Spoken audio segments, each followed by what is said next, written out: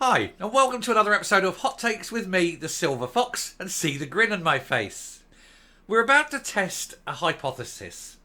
I said that should Humza Yousaf abandon the gender bill, not take it to the High Court, that the Greens would not walk from government. They've said it's a red line. I said, no, it's not. They don't have any red lines.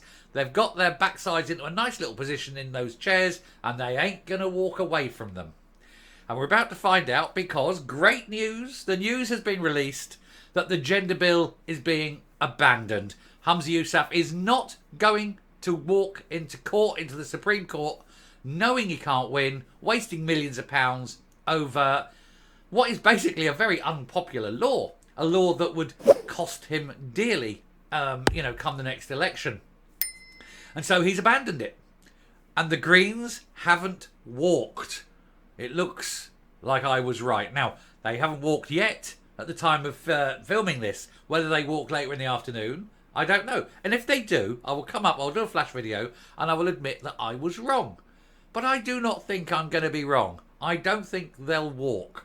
I think they'll still be there. But we'll find out, and we'll have a look now at the abandonment of the policy, and a good 2 fingers up to the Greens.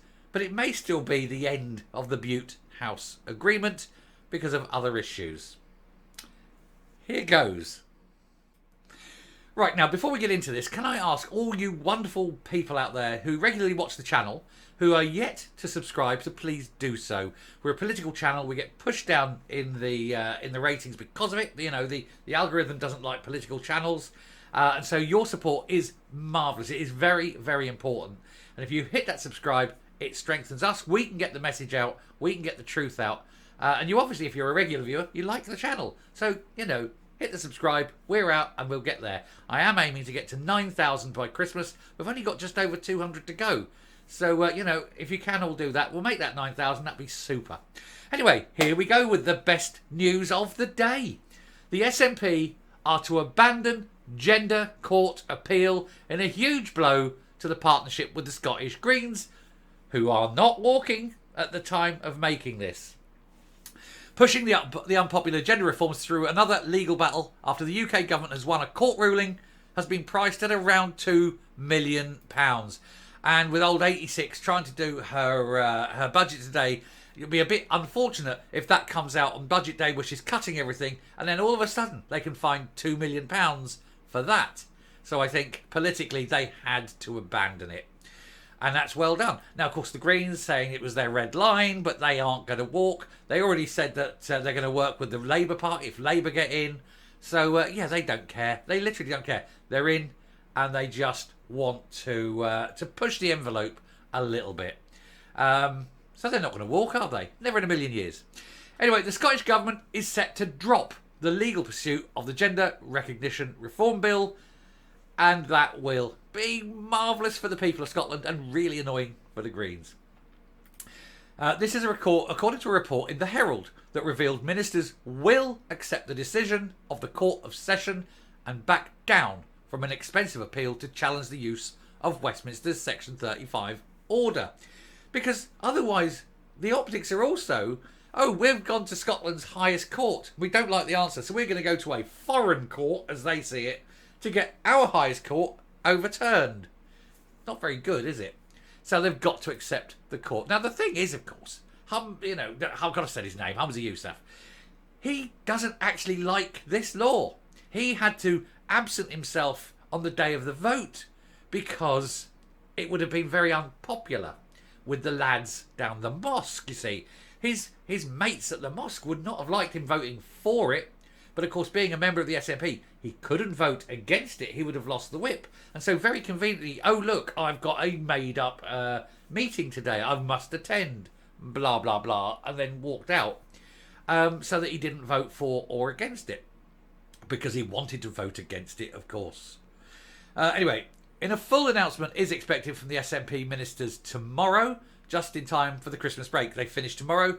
Oh, okay, yeah, so Ali Baba doesn't have to do any more questions, does he? No FMQs, which is why, of course, he got Shona Robertson to do it last week, pretended to be ill. It's all getting very too much for him. Doesn't like to be questioned on anything. So, yeah, last week was Shona, this week's not happening, and any hoping it's all blown over by the time we get back from Christmas. Anyway, it follows years of backlash about recent warnings from Alistair Jack, who said the cost would would increase exponentially to £2 million should they go ahead with the appeal, and thankfully not. According to reports, ministers believe there's a potential for future appeals to define the operation of Section 35 for the future. No, there isn't. The decision's been made. The decision at the Court of Session was that it is legal. The only way they can do it is to go to the Supreme Court.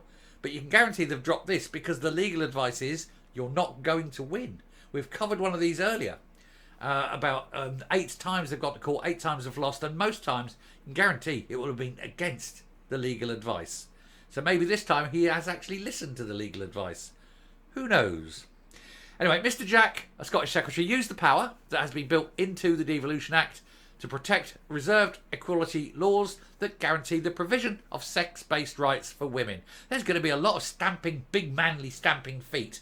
You know, they'll be wearing stilettos, but big manly feet in those stilettos, stamping down, tears through the mascara, dripping over their Adam's apple into their big manly hands. As they go, I want to be a lady, and they're not going to be ladies. They never are, they never were, they never can be. And if they truly want to be ladies, off with the ghoulies. Ain't going to happen. They're always transitioning, which is their word for not cutting me cock off. Lady Haldane's judgment against the Scottish Government declared that any future battle to challenge her decision would likely be unsuccessful. In other words, don't bother fighting, don't bother trying, you can't win. And so is given up. But whether or not the Greens stay, I think they will. I'm pretty sure they will. They would have gone already otherwise. So they're going to stay in power.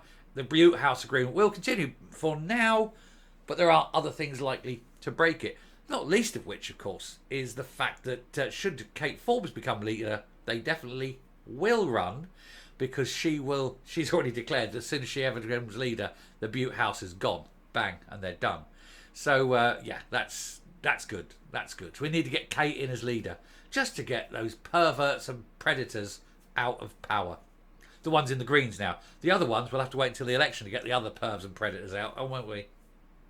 Anyway, the SNP has already spent $230,000 on the legal challenge, with another $150,000 potentially coming from the UK government, should they be minded to send them the bill. And they were perfectly entitled to do so.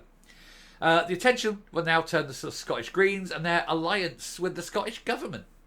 Well, it's not their alliance with the Scottish Government. They're in the Scottish Government. It's their alliance with the SNP. The GRR bill was built into the agreement, and co-leader, the Imp Harvey, has been vocal about the red line issue. His party wants to take the bill all the way to the Supreme Court, but since he's not paying, that's fine. But if he was paying himself, of course he wouldn't. The trouble is now he won't. But will he redline it? Will he go, right, stamp tiny feet, incredibly tiny feet, and go off in a little huff? Or will he just sit there, shut his big ugly mouth, and just get on with it like the little oik that he is? I think we know the answer to this, don't we, Patrick? Coming up. So there we are. GRR dead in the water. The Bute House Agreement, meh, on hold. I think they'll stay. I'm predicting they'll stay. I don't see them going because they just like where they are. They like that illusion of power. They like the fact that, oh, look at me, I'm a Minister of State. Ross Greer, he definitely won't go. He will demand that they stay because for the only time in his entire life, he's going to be important and he doesn't want that to disappear. It'll be the last time. He'll never be important again. He'll never be anything again. So he definitely will be begging them, please stay, please stay, please stay. And if not, I'll get me mummy on you. Yeah, we know that that's the case, don't we? Lorna will want to stay. She loves the limos, doesn't she? Limo, Lorna, travelling all across the whole of Scotland. Look at me, I'm special for once. That's all they are. Bunch of children playing at grown-ups. They ain't going to walk. Thanks very much for watching. Do please hit that subscribe button, ring the bell, leave a like, leave a comment. Please share the video. And until next time, stay safe, stay well, and rejoice that they have finally seen the light and given up on one of the most divisive pieces of shit legislation that ever came out of Holyrood. Now, if they can just leave the children alone, we're getting somewhere. Bye.